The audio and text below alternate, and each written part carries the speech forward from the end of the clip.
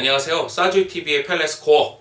저는 송펠레 스포티비 축구 해설위원 송영주입니다. 그리고 제 옆에는 DB7 코리아의 방비르잘 코치입니다. 네, DB7 코리아예요? 네, 근데 뭐 통상 그냥 DB7이에요 부릅니다. 아. DB7이 이제 전 세계적으로 있어가지고, 오. 네, 그래서 이제 코리아에 이제 한국의 그 브랜드를 이제 따서 이제 코리아라고 했습니다. 예. 저희가 지난주 펠레스코 7화에서 각각 3경기씩 마쳤습니다. 네. 네, 저희가 지난주에 5경기 다 맞추려고 굉장히 쉬운 경기로 배정을 하지 않았습니까? 네. 그럼에도 불구하고 3경기씩 네. 맞춘 건 똑같죠? 네, 똑같습니다. 그 얘기는 뭐냐면 여러분도 쉽게 승패를 예측할 수 있는 경기를 저희가 예측했다.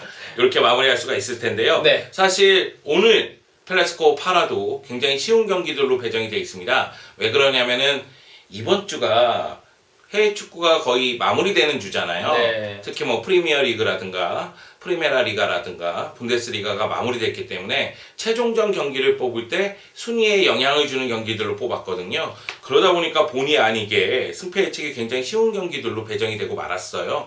여러분이 이해해 주시기 바라겠습니다. 자, 그러면 잠시 후에 본격적으로 시작하겠습니다. 네, 펠레스코 8화 첫 번째 경기입니다. 첫 번째 경기는 프리미어 리그에서 뽑았습니다. 아스날과 에버턴의 경기입니다. 네.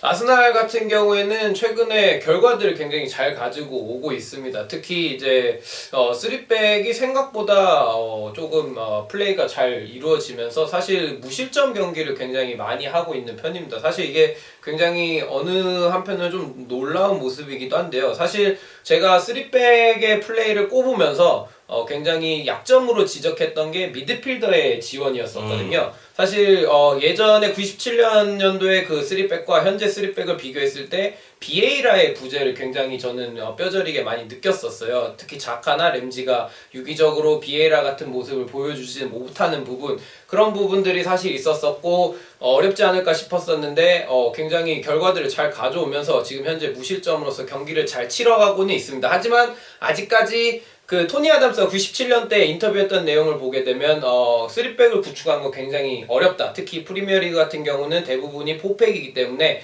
훈련 시스템이라든가 아니면 그런 부분은 이제 구축함에 있어서 굉장히 어려움이 많았었다라고 하고 있었거든요. 근데 아직까지는 그래도 아스날이 3백으로서 경기 결과를 가져오고 있지만 아직 그 매끄러운 모습은 아직 좀 더 시간이 있어야 될 것 같습니다.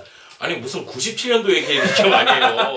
지금 2017년이야. 네, 10년 전 돌아가서 약간 좀 초심을 가지라는 20년 전 얘기라고? 20년 전 얘기. 20년 전. 네. 그래도 초심을 좀 가져야 될 필요가 있지 않나 생각합니다. 강산이 2번 바뀌면서 3백으로 첼시가 우승도 했고요. 이제 대다수 팀들이 3백을 많이 써요. 네. 당신이 좋아하는 토트넘도 3백 쓰잖아. 사실 약간 돌려서 디스한다고 생각하시면 될 것 같기도 합니다. 네, 여하튼 아스날이 4연승 달리면서 3백도 단단하고 그리고 공격 쪽에서 알렉스 산체스라든가 지루라든가 외질이 제 역할을 하는 것 같습니다. 에버턴 같은 경우에는 최근 분위기가 좋지 못합니다. 최근 3경기에서 1무 2패를 기록하다가 지난 와포드전에서 승리를 거뒀거든요. 네.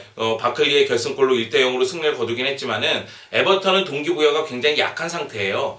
이미 7위가 확정된 상태이기 때문에 그쵸, 네. 그리고 유로파 리그에 나가지 않습니까? 네. 리그컵 우승은 메뉴가 그리고 FA컵 결승전은 첼시와 아스날이 올라가 있기 때문에요. 프리미어 리그 7위도 유로파 리그 진출권을 획득하게 됐는데 그러다 보니까 이 아스날 원정 쉽지 않은 원정에서 자신들의 능력을 100% 발휘할까? 이런 의문이 들거든요. 여기에 공격 쪽에서의 득점 기복을 좀 보여주고 있고요. 네. 자기알카 중심의 수비는 여전히 좀 불안한 면이 있거든요. 네. 그러다 보니까 아스날 원정에서는 좀 고전할 가능성이 큽니다. 네. 자, 그렇다면은 이 경기 승패를 좀 한 줄 예상으로 해보면 저는 경기력 살아나는 아스날, 하지만 과학은 안녕. 네. 사실 저희가 이 경기를 뽑은 이유가 아스날이 현재 5위잖아요. 3위가 맨체스터 시티인데 승점 75점. 4위가 리버풀인데 승점 73점.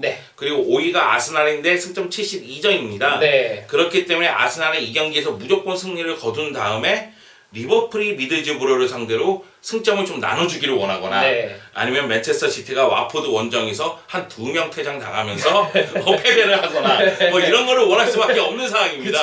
그쵸, 그런 상황인데 일단 아스날은 승리를 거둘 것 같죠? 네, 저는 아스날 같은 경우 에버튼이 아까 말씀해 주셨던 부분처럼 너무 동기부여적인 부분이 너무 부족해요. 사실 루카쿠가 득점왕을 하겠다라는 일념 하나로 경기를 할 수도 없는 노릇이고 사실 뒤에서 지원들이 있어야 되기 때문에 그래서 아스날의 승리가 아무래도 점쳐질 수밖에 없을 것 같습니다. 네, 저도 그 4위를 향한 아스날의 열정, 네. 승리를 보장하지만 4위는 과연? 이렇게 얘기하고 싶습니다. 네. 자, 그렇다면 우리 간단하게 요 경기도 승무패만 얘기해보죠. 네. 리버풀과 미드즈브러. 저는 리버풀은 최근에 굉장히 좋은 활약을 펼치고 있기 때문에 쿠티뉴도 살아났고요. 그런 부분에 있어서는 리버풀이 손쉽게 이기지 않을까 생각하고 있습니다. 네. 네. 사실 미드즈브러가 끝까지 잔류냐 강등이냐 그 사이에 있었다면 네. 이 경기 예측하기 어려웠을 텐데 네. 이미 강등이 확정됐잖아요. 네, 그 다음부터는 막 승점을 퍼주더라고요.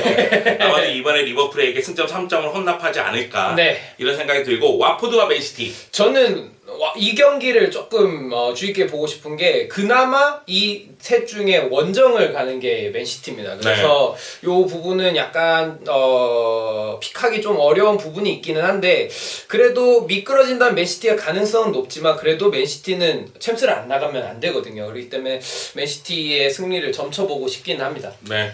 그럼 지금 아스날은 챔스 안 나가도 된다는 얘기야? 그건 아니죠. 예, 그건 아닌데 지금 현재 보면 분위기적으로 아스날이 제일 최하위에 있고 그러다 보니까 이기더라도 자력 진출은 사실 어려운 상황이기 때문에 맨시티나 리버풀이 미끄러줘야 되는 상황인데 두 팀 다 사실 만만치는 네. 않거든요. 예. 저도 지난 맨시티전 해설했는데 아구에로하고 제수스하고 같이 뛰면서 아구에로가 도미 역할을 너무나 잘하더라고요. 네. 그런 모습을 봤을 때는 와포드 원정에서도 맨시티는 파괴력을 발휘할 가능성이 크다.